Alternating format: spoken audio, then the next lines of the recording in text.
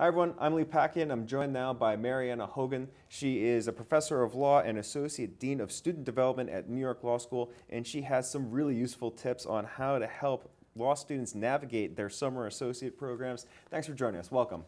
Thank you, Lee. It's nice to be here. So I wonder how much has changed when it comes to summer associate programs since I went through it about 10 years ago now. Can you bring us up to speed? After the Great Legal Recession of 2008, how do law firms view these programs? Are they still looking to hire most of the 2Ls that go through it?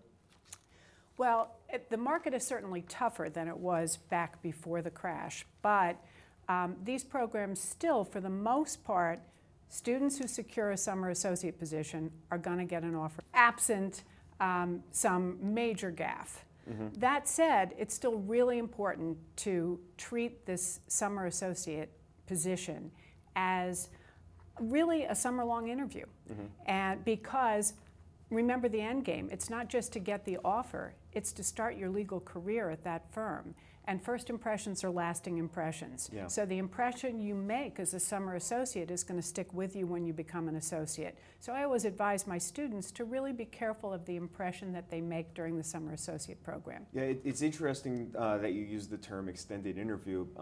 When I went through the process, a lot of people were really excited to be working with a medium-sized or large law firm for the summer because it meant you got paid, and you got paid sometimes a pretty good amount of money for someone going through law school. That said, the idea of an extended interview, one that lasts for weeks, it marks for a really, really stressful period of time. Well, it is stressful, and students should look at it as an extended interview. But they should also use the opportunity to build their skills, to get to know people in the firm, to develop a network within the firm, and really show what kind of a team player they can be. So while it's stressful, I always want students to try to relax a little bit and enjoy getting to know all the people who they're going to be working with if they do get that offer at the end of the summer. Right. And to really realize that, you know, they're only 2Ls. Right. They only have 2 years of law school behind them. They don't have experience. The expectations for their work product aren't the expectations of a lawyer who's been in practice for a while. So really what people are looking at is this somebody who I can see working with? Is this somebody who's going to be a team player?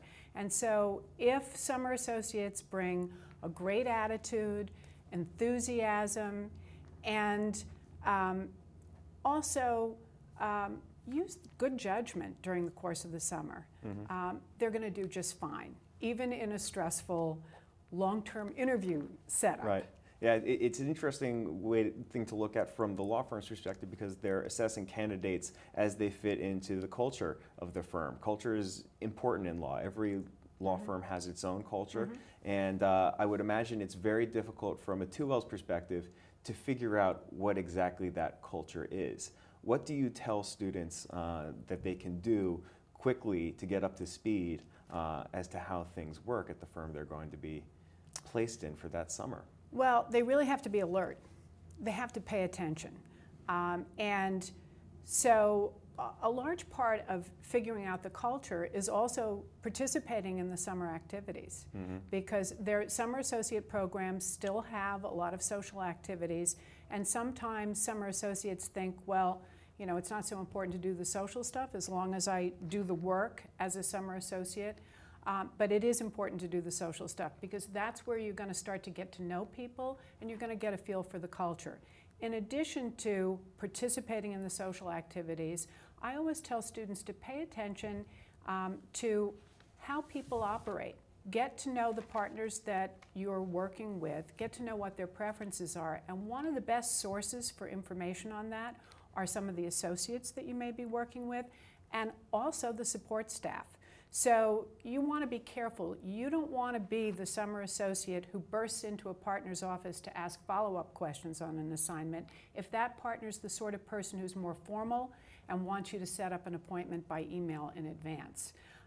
The way that you find those things out is both by paying attention and being alert, but also you can ask some of the associates who work with a partner and some of the support staff who are really familiar with the lawyer's habits. I want to talk about one of the most difficult aspects of a summer associate gig, at least from my view.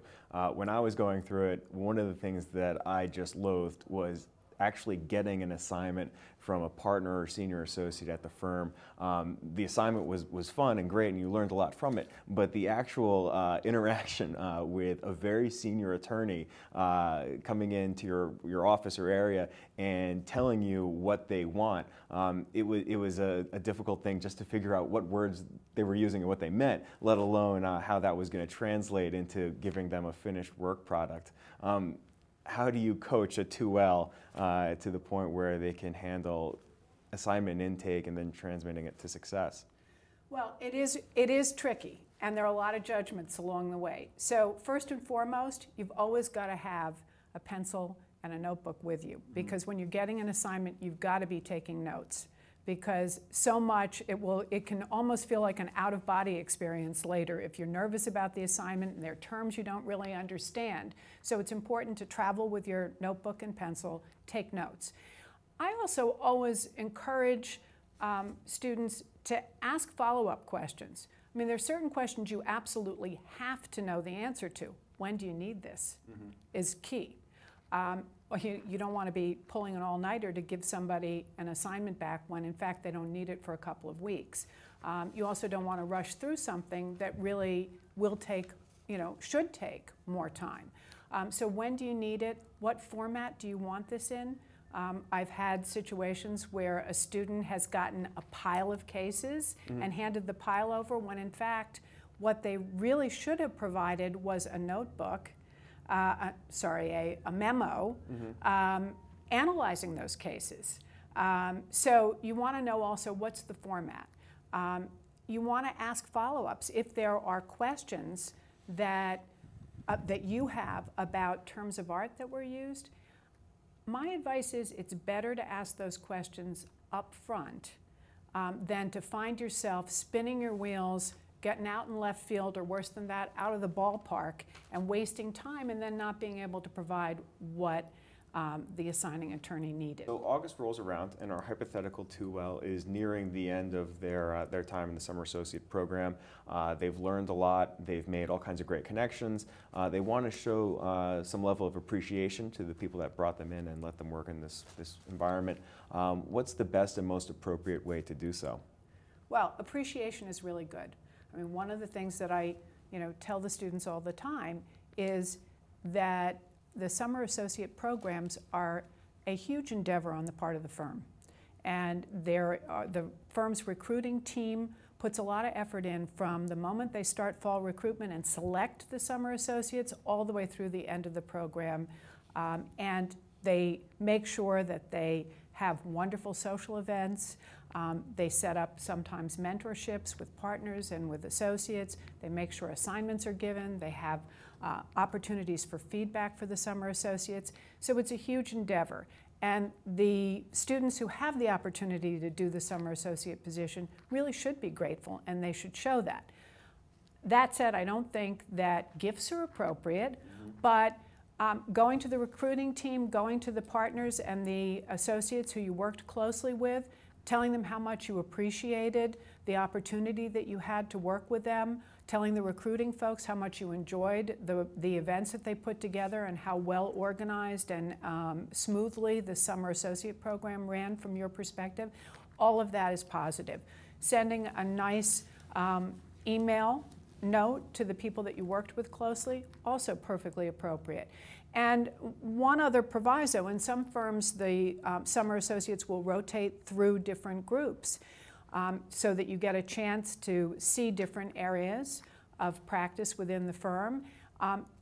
If there's a practice area that you particularly felt that you enjoyed and that you worked well with the lawyers in that practice area, it's worth making that clear to the lawyers that you really enjoyed working in that area and that you would love the opportunity to work there should you have the opportunity to come back to the firm. Good stuff, Mariana. Thank you so much for stopping by.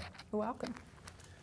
That's Mariana Hogan from New York Law School. If you'd like to see more of the stuff they're working on, be sure to go check them out on YouTube, and you can always follow them on Twitter. I'm Lee Pacchia. Thanks for watching.